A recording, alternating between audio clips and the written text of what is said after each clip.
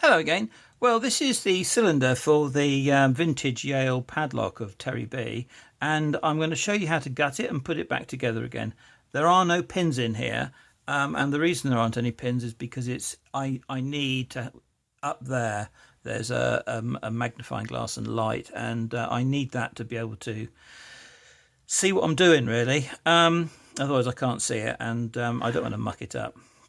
Anyway, you start off by putting the key in and revolving it round until the key pins are poking up here, and one by one you can remove them like that.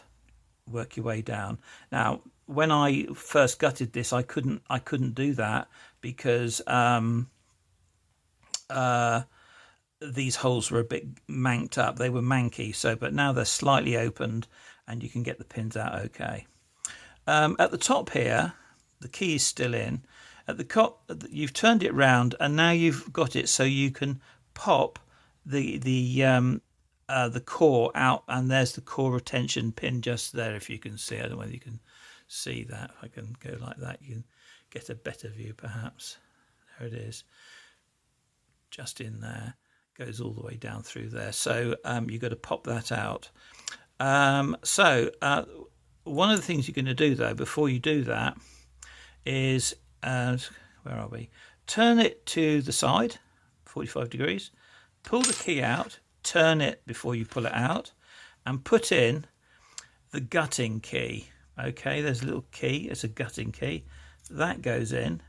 Now, actually, that will prevent it from turning all the way around. So you have to pull that out very slightly, just so you can get it past that little pin there. The holes are pointing up at the top here. They're all the holes. The key pin holes are there. And then just simply, there's a bit of gentle work, pushing the key that way slightly. Just hold on. Pop it out. Have I popped it out? No. There it is. Before I have to hit it with something. And now you're going to use the core or the as a follower, and this is going to, don't do this. The key is going to protect that little line there. If you can see that, the key is going to protect all that and that little groove there, so you don't get things caught up. And then you just simply work your way down, pushing it. They spring up and pop up, and you have to sort of fiddle around with them and go on to the next one. There's watching out for orientation. The reason I'm doing this is like this without the pins, as I said, is because I can't see this. I can't see in here at all. It's just like a little black hole to me, and I can't do it. I need to have up there, as I said, a light with a magnifying glass, and I work my way down, holding this right. Now you're going to get to a really tricky bit, and it's these last two and 1. They are difficult because this thing is quite long here. I mean, it's possible, and you do it. You get to this point here, then you're sort of fiddling around trying to get them out, and so you've got them all out, and you want to put it back together.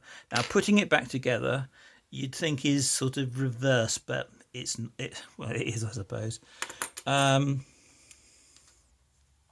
What I've done is I've made a follower, and it can pass through here like so.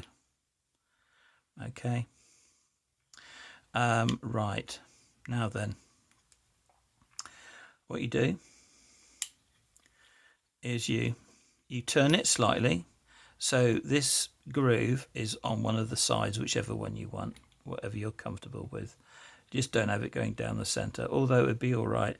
And then you simply, exactly the same as you would normally do, starting off from pin 1 and working up to pin 5, putting the springs and the pins in, and work your way up, and you eventually get to here where you finished it and you've done it. Right, so the next thing you do is leaving this here like this, so because you don't want to get this groove mixed up with the pins, because it's a challenge lock and you don't know what's inside there. and so then you can shim it. Have I got the shim the right way round? No, I haven't. Right, okay, and you can push that down and that goes right to the end, but it won't come through because obviously because of this blooming follower, which sorry, the whatever they call it, the core retention plug. Right, so now you see I can't see this, I need the magnifying glass, but the core, where's, I can't even see where the follower is. Make sure the follower is in the right orientation. I can't see that. I don't know whether you can see whether we're in there, but the follower should be in here. Sorry, the shim. Don't know what I'm talking about now, and I can't see it anyway. Oh yeah, it is. It's there. It is there. And then, when you've got that, you can gently turn this around so it fits in like that. Okay. So the pins are protected. You can load this up. Can you load this up? Well, you don't have to load it up. I wouldn't bother loading it up. You got that like that. You put that in, and in you go. Just being careful with that shim. Work your way in, and push that in, and push it in. Push it in, and you get to there. You can see the shim is here, and it will be right to the end. You can take that out. What's stopping it? Oh yeah, sorry. Can you take it out? Yeah. Sorry guys. Don't know what I'm doing. And then you have to just work the shim out, pushing that forward like so. And then I have to use a peck. You might be able to pull it out with your fingers, but I can't do that because I haven't got a thumb, have I? Go like that. Click it in and swivel it round. Sorry. Whoop. And then you can load it up with your pins. Hold on, what am I trying to do? Don't load it up with your pins. Turn it to the side, take that out, put this one in, go like that, put your pins in, swivel it all the way around, and bingo, you're done. And then you can obviously, oh, I've bricked it. There you go, that's how you do it.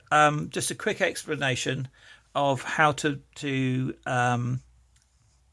take it apart, put it back together again, for those of you who want to gut this eventually. Personally, I wouldn't do a lot of gutting. Although I've made it look fairly, I was going to say fairly easy, but I haven't made it look easy at all, I don't think, because it's not straightforward. And anyway, there you go. That's how you do it. Thank you very much. See you around, guys.